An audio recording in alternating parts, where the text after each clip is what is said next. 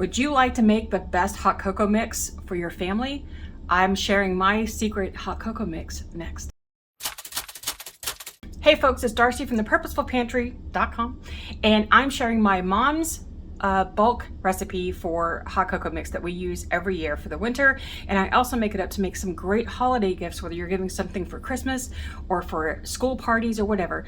So let me teach you how to make this. I keep it in a big, huge gallon jar all winter long. So let's get started. Okay, since we are out of hot cocoa mix, my son is jonesing for some hot cocoa, especially now with the weather the way it is. So what we're gonna get started with is our hot cocoa dry mix. But first I wanna show you a couple things about working on a website that might be helpful for you. I know I'll get a lot of questions and comments from people about how to get to recipes and stuff, so I'm gonna do this. So here is my website, the Purposeful Pantry, and I keep all of my recipes and any dehydrating projects here. Something that can be really helpful to you if you're just wanting to print off the recipe so you can put it in your binder and have it when you're ready to use it. Most sites now, and especially mine does, has a jump to recipe section right here. So while all of this information is information about how to make it, what's in it, you know, tips and ideas for it, if you're wanting just the recipe, a good recipe site will have a jump to recipe button and it will take you straight to the recipe, okay? From here, you can look at all of the things that are there and follow all the instructions. Many of them have like check marks here as you're shopping, or as you get through an ingredient, you can put it right there and check it off that it's done. But also you can print, okay? And then in your print, you should be able to print to take out the things you don't want to have happen. See, if you don't care about having that image for the recipe, you can take it out, or you can keep whatever you want, and then you just hit print. So there you got that, okay? So we're gonna go back to this. The other thing I wanted to mention, you can also just print right from the top, print recipe, and it will go straight to your recipe section where you can do the same thing. And just do whatever you need to, print this off, and you can have it handy. I will leave the link for the recipe down below so you can use it. Our ingredients that we're using on the family recipe that we use, there are so many hot cocoa recipes on the interwebs. You can use whichever one you want. This one's even, you can adjust it how you like, what ingredients you want in it, but this is how we do it. We have malted milk powder. You can also just do malt powder. I'm having a harder time finding it, so we just use malted milk powder. We have dark Dutch processed cocoa. We like the flavor of this rather than just regular baking cocoa, but you can use either one. You don't have to use malt powder, but for this particular recipe, this is what makes it taste different for us and why we like it, but you can just use just regular, more dry milk. Then we have a little arrowroot powder or cornstarch, which will help keep this from clumping in storage.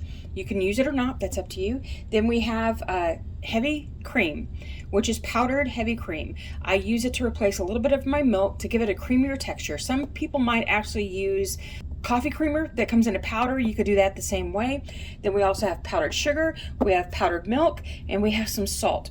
Then of course we have dehydrated marshmallows that we always keep handy. And I'm gonna do something a little different here in before as we serve this to show you what you can do with it. But these are the basic ingredients. Now of course you can switch things out for what you like better. Maybe you don't want to use the malted milk powder and you just use all milk, dry milk. Maybe use the half heavy cream and the half dry milk. You can do whatever you'd like. The recipe that I have on my website does not have the heavy cream alternative. I'm going to add it to it today because we tested this and like the way it works. You can purchase this online.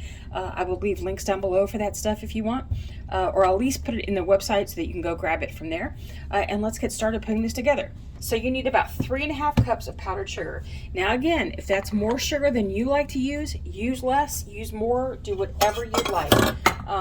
It is totally up to you. This recipe does use less sugar than you find even in commercial hot cocoa mixes, so it can be adjusted to whatever you'd like. Some of you may use something like sucanat. I don't know the ratio of how you use it to regular powdered sugar, but it's a powdered sugar alternative for those of you who need to cut down on the sugar, or maybe on keto or diabetic. So we're going to do about 3.5 cups of powdered sugar. And the next thing we're going to do is 1 cup of dry milk. Oh, did I just do what I just did? Oh my goodness. I'm going to pull that out because it's right on top. I will not add it to the end. Oh, I can't believe I just did that. Really, it's not going to affect anything in the long run. It's just going to make it a little thicker, make it a little creamier, sort of. I just put half a cup of arrowroot powder in there. I didn't mean to do that. All right, so let's go back here again and do our half cup of powdered sugar to add to the 3 cups I already had in the bowl. Then we are going to do 1 cup of dry milk. Put this away. I love these OXO containers for their stackability. I don't like them for a lot of things that I do in the pantry because they are not completely airtight. But they do make stacking convenient and take up less space than a bunch of bottles and bags and all that kind of stuff. So then we are also going to do a half cup of heavy cream. We're just going to guesstimate that to about a half a cup. There we go. Then we are going to do a cup of malted milk powder.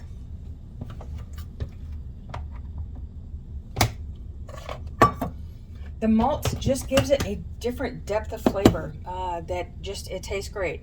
Then we are also going to do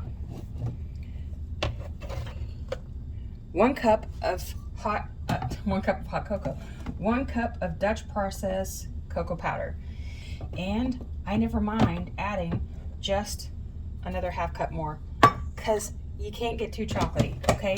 And again, the ratio on all of these ingredients, it does not matter. You really doesn't. So then the last thing that we are going to add is a little salt, and what you want is a fine grain salt. You don't want something that's really big grains. You can grind it up to make it a little smaller. And we're going to add a teaspoon.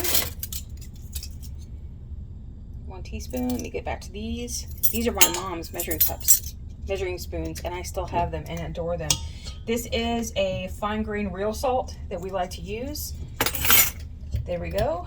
You do not want to use table salt in this ever. The iodine in there is going to make it taste weird. You don't want to use it if you can help it. Then we're also not going to add, but we would have added 2 teaspoons of arrowroot powder. There was still some in there, I'm sure, so we're not going to add that now, but you would add 2 teaspoons of arrowroot powder. Let me get my lid back on this so I don't make a mess. All right, I'm just going to use my baker's whisk, but you can use a regular whisk. Mine is dirty from dinner last night and I still haven't cleaned it. So what I'm going to do is just go through here in this big giant tub and go ahead and mix this up. You can break up any clumps if you need to, if you have any, and it's just trying to mix this up. This isn't working as well as my whisk does, but I didn't get it clean ahead of time. But here's the other thing I'm going to do. So what I'm going to do is go ahead and start putting this into our big half-gallon jar that we store the bulk of this in.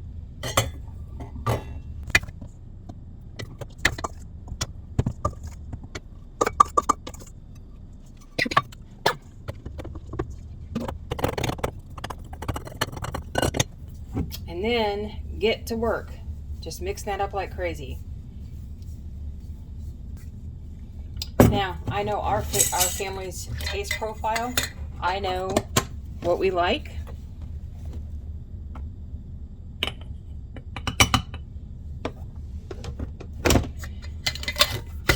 We like a chocolatey hot chocolate more than we like a sweet hot chocolate.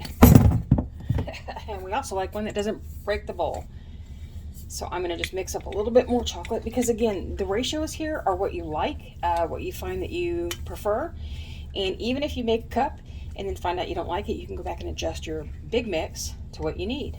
All right. Okay, while we get our water started for our hot cocoa, I'm going to go ahead and make something a little special that's a topper that you don't find often, which I call marshmallow snow. It could be marshmallow dust, marshmallow powder, whatever you want to call it. I'm using some of the large marshmallows that I dehydrated with the last video I did on the Nesco dehydrator review. These are large peppermint ones called the Mallow Wondershot Mallows that you can get from Target. For those of you who have access to Target, they are mild peppermint flavor. They are not a super intense peppermint flavor, but you can get those kind from Kraft. I just don't know if they're available right now. But what we're doing is we're going to take some of our marshmallows and we're going to powder them up really quickly. Here we go.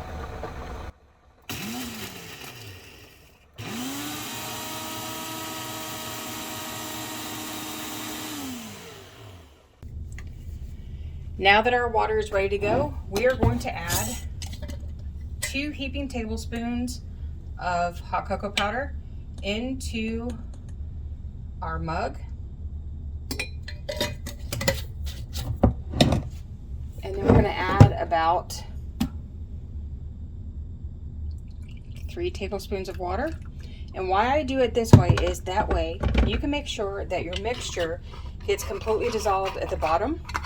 So we're just going to mix it up a bit.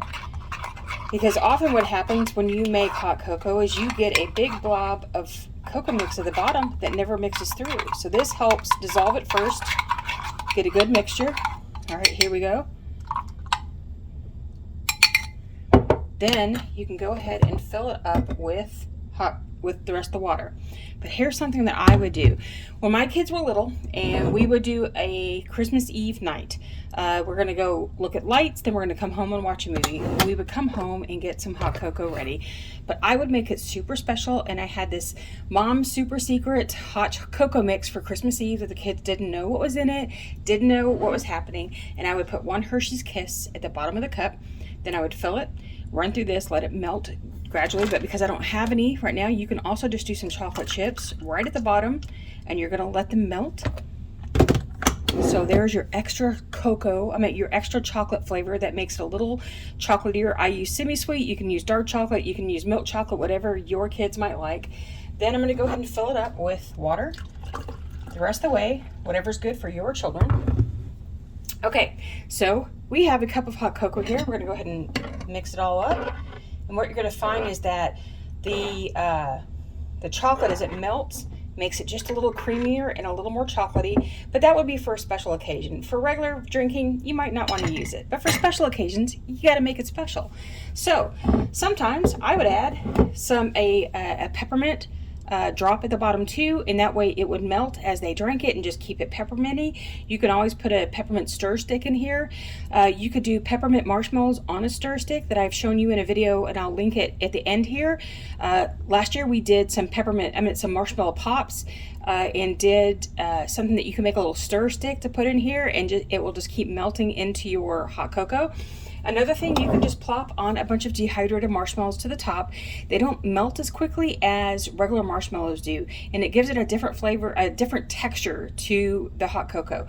But today, to make this part of the Mom's super sweet, super secret hot cocoa mix for Christmas Eve, we're going to use some of that marshmallow powder we just made, the peppermint stuff, and you can just put some right on top.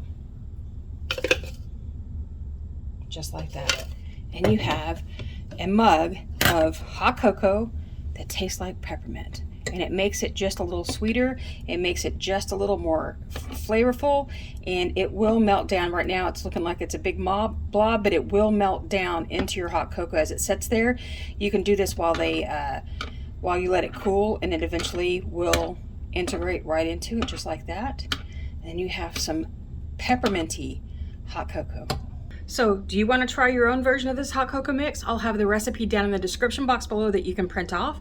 And if you want to see how to make those marshmallow pops that are great for a last minute Christmas gift too, check out this video right here, and I'll show you how to do it.